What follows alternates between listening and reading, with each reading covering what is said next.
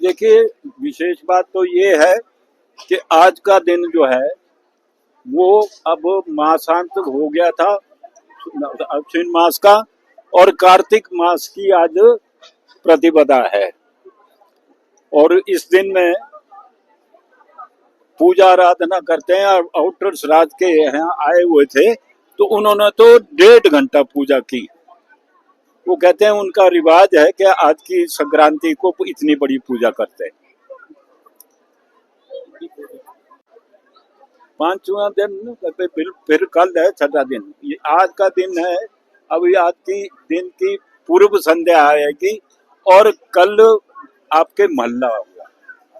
अब रावण को मारने की तैयारी होती है, इसलिए मोहल्ला होता है। तो रथ के ऊपर बैठकर कल जो हमारे मुंशी हैं वो एक एक देवता को निमंत्रण देंगे, एक सिंदूर की जो पुड़िया देंगे, कुमकुम का भी पुड़िया देंगे कि जो भाई आपने कल चलना है और रावण को समाप्त करना है। पहले नहीं थे, इनको ये गैर माफी देता था कुछ तो मेरे को लगता है जो तो भगवती है और लंकी भगवती है, तो उनका तो नाम है, इतिहास है, सब कुछ है। लेकिन अब सब देवता नहीं आते। क्यों नहीं आते थे? कि उनके पास रथ नहीं है। ये सिर के ऊपर के देवता है,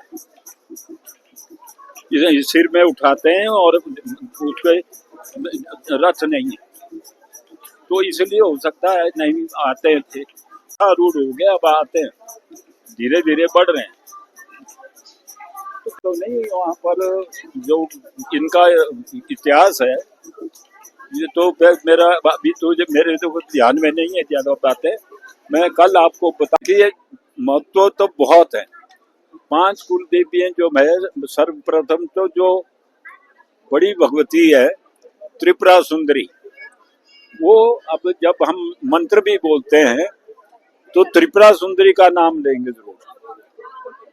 ऐं क्लीं सौम माता त्रिपुरा सुंदरी सहित पंचकुल देवी है नवा। मतलब इनका मंत्र है ऐं क्लीं सौम, त्रिपुरा सुंदरी की पूजा करना। उसके साथ जो कुल देवियों की करता है तो ये ही मंत्र हम करते हैं। और इतिहास आप कहते हैं मायापुरी से लेकर त्रिपुरा सुंदरी का जो इतिहास है वो जुड़ा हुआ है। वहां पर कनखल में, अब पहले कनखल नाम था, अब मायापुरी भी बोलते हैं उसको। मायापुरी क्यों बोला? कि त्रिपुरा सुंदरी ने जो माया जाल बनाया था विष्णु भगवान ने, जब समुद्र मंथन हुआ था और समुद्र मंथन के साथ जो है अमृत कलश निकला, तो फिर सब देवताओं ने स्तुति की माता त्रिपुरा सुंदरी का। ये विष्णु रूप है, हम बोलते हैं विष्णु रूपेण आपकी अपनी कुल देवी को। क्यों? कि ये जो दैत्य हैं ये अमृत ना पी जाएं, अमर ना हो जाए, ये जिम्मा विष्णु ने लिया था। और उन्होंने वो सुंदर रूप धारण करके त्रिपुरा सुंदरी का अमृत जो है वो देवताओं को पिलाया और जो सूरा था वो दैत्यों को पिलाया। ये बड़ी कुल देवी है।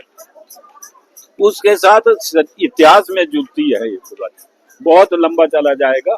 उसके बाद दूसरा स्थान जो है आपका शबरी माता का है, जिन्होंने हमारे बुजुर्ग का संरक्षण दिया। उसने मंदिर में, अपने मंदिर में छुपाया और दरवाजे में जाल बुना मकड़ी बन के, तब जान बचाई थी गंगू जी को पाल के। उन्होंने कहा ये तो कुछ नहीं है, खंडर है, बंद हो गया है, तो मकड़ी का जाल है, ऐसा है।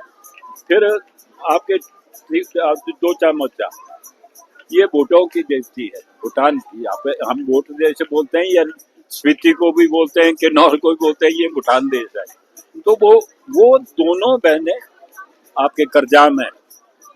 और फिर देवी हिडम्बा का इतिहास तो अब सब जानते हैं। क्यों? कि ये हमारे परिवार की है। भीम से शादी हुई थी, इसलिए पांडव वंश में आई थी। और ये इसके उनके उधर से जो बच्चा पैदा हुआ कोख से, तो उनको कहते थे घटोत्कच। ये 5 कुलदेवी हैं। और जब हम जैसे आपके रण में जाए, जब राजा में रण होता था तो 5 वीर की दराग जाएगी।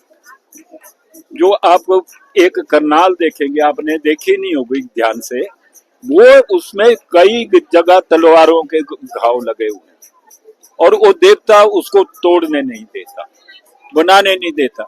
वो निशानी है कि ये जो बाजा है ये राजा के साथ ही चलता था।